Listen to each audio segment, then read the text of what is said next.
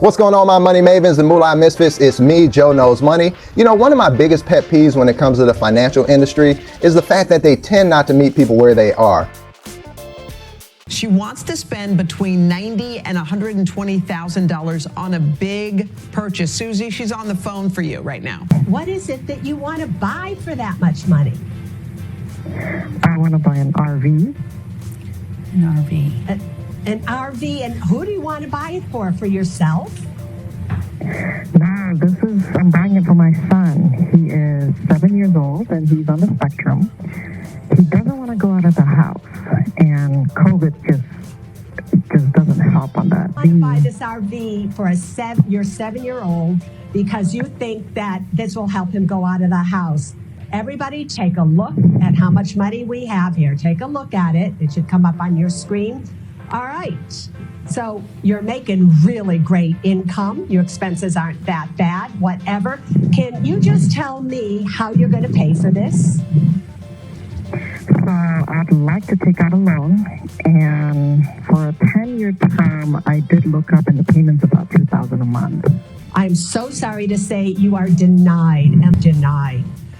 It's normally rainbows and unicorns with the scenarios that they use to provide advice. And if you don't take that advice, they normally double down, assuming that maybe they didn't say it loud enough. Denied. Or maybe they needed to say it differently. Or maybe you just needed to hear one more time that you should be more disciplined and your only live once mantra is foolish, and then finally you will take heed to their advice. But it never seems to occur to them that what they're asking you to do may be unnatural or unwise. Case in point, retirement. Most people understand the importance of saving for retirement. In fact, a recent survey suggests that it's on most people's to-do list. So why aren't more people saving for retirement? Well, one reason is hard to get people to sign up for a life of 20, 30, 40 years of financial deprivation with the promise of something better in the future, also known as retirement. Also, people tend to prioritize their to-do list based upon due dates and deadlines. So naturally, retirement being 20, 30, 40 years down the line for most people, that gets pushed to the bottom of one's list.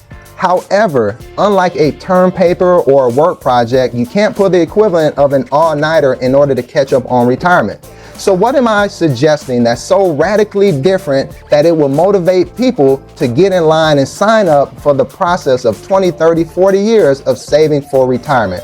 Before we get into that, first let me say, please like and subscribe to this video so that the YouTube algorithm can send this information far and wide. With that being said, the answer to your question is you should quit your job. No, seriously.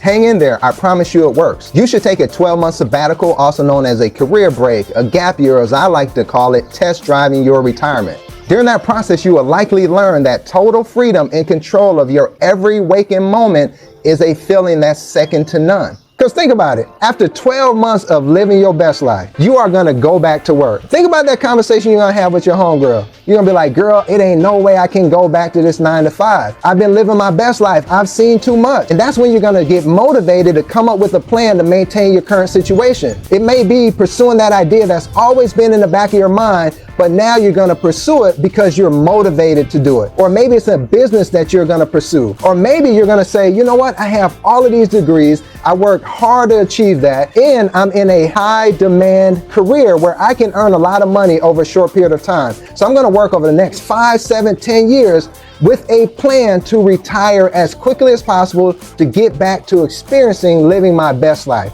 Right? This is what happens when you set yourself up in a situation where you've experienced retirement. You know what it feels like. You enjoy the fruits of your labor. Now you're going to look for ways to maintain it. And that's where the motivation is going to come into play, where people never had it before, because many people don't even know folks who have retired and lived their best life. They might have known people who have gotten too old to work, but in terms of living their best life, you might have never seen that, but now you experienced it yourself, and you are going to be as motivated as ever to make sure that you are able to get back to that happy space as quickly as possible. So if you like this video and you want to see more of them, please like and subscribe. And until next time, be good to yourself.